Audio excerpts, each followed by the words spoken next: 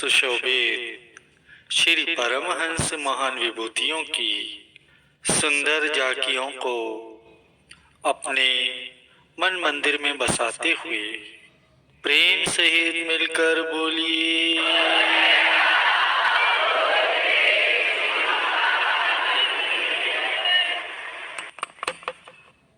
गुरुमुखों, हर एक इंसान के दिल में यह ख्वाहिश सदा ही बनी रहती है कि उसे शांति, सुख और आनंद मिले, और इसे प्राप्त करने के प्रयत्न में भी अपने ख्याल के अनुसार सभी लगे हुए हैं।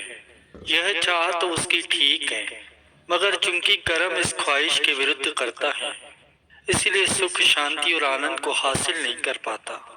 असल में ये इंसान अपनी तरफ से हर काम। गुरु को वीडियो लाइक कर देना, सब्सक्राइब कर देना प्लीज़। बहुत मेहनत से मैं वीडियो बनाता हूँ, ये सत्संग आप बहुत ध्यान से सुनना। वीडियो लाइक कर दो, सब्सक्राइब कर दो प्लीज़।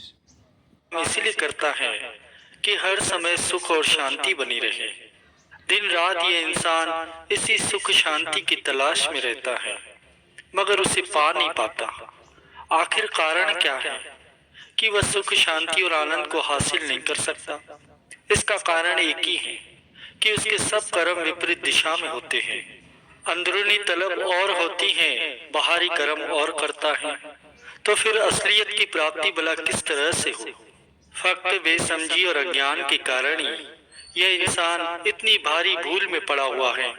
इसकी सारी दौड़ धूप माया और माया के सामानों तक और संबंधों तक इसी दायरे में ही रहती है, जहाँ सुख के स्थान पर दुख और शांति के स्थान पर अशांति ही मिलती है।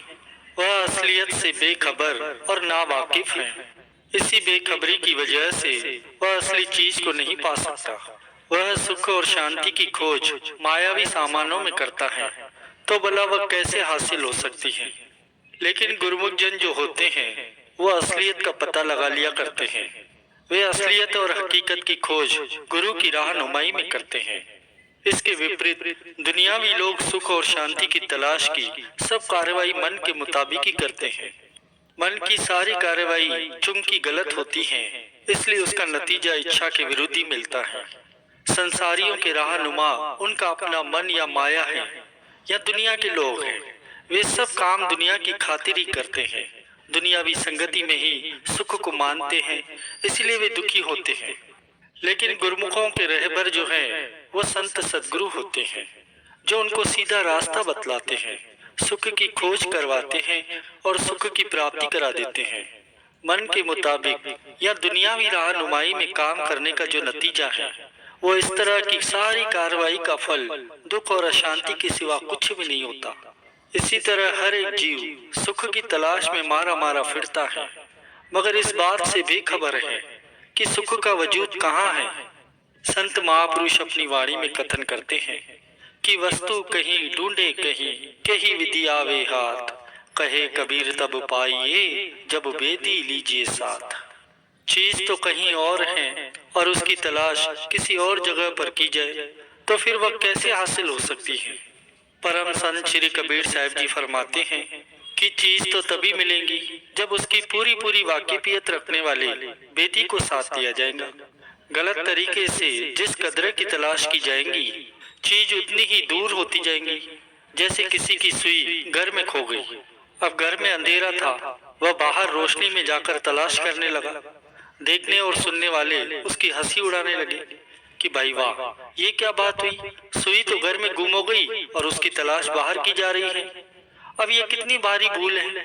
इस मिसाल का मतलब ये है कि दुनियावी लोग अपनी चीज, अपने निजी सुख को, शांति को दुनिया में ही ढूंढते हैं, जो कि असल में अपने अंदर में ही है। अब अपनी चीज क्या है?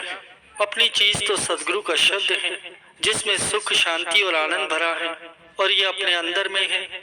मगर जीव के अपने अंदर में अंधेरा है, इसलिए वह अपनी निजी चीज से बेखबर है और उसे बाहरी दुनिया में खोजता फिरता है।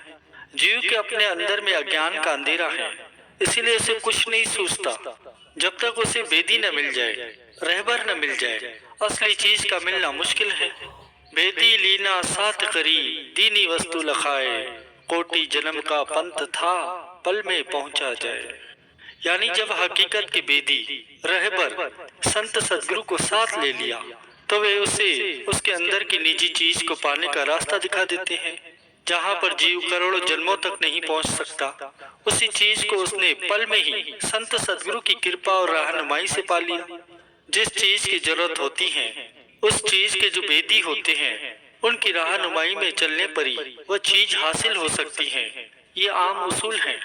मिसाल के तौर पर धन की प्राप्ति के लिए किसी व्यापारी की संगति की जरूरत पड़ती है। किसी हुनर को हासिल करने के लिए हुनर जानने वाले की सोबत करने की जरूरत होती है।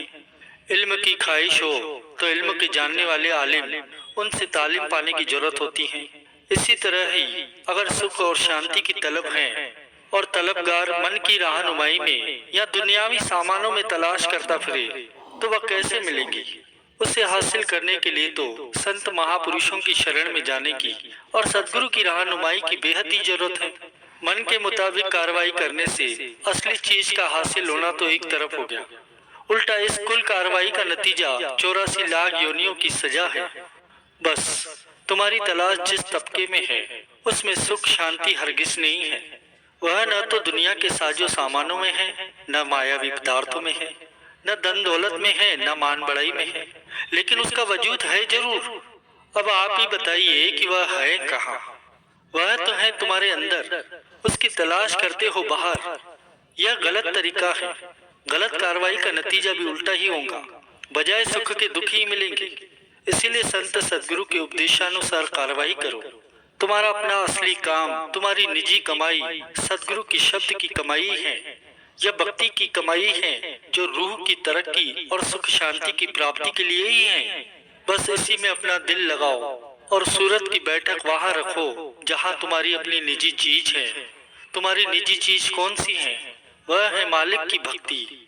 भक्ति की संभाल करो, उसे सुरक्षित रखो ताकि वह तुमको फलदायी हो। इसका फल ही सुख शांति और आनंद है जिसकी तुम्हें तलाश है। और ये जो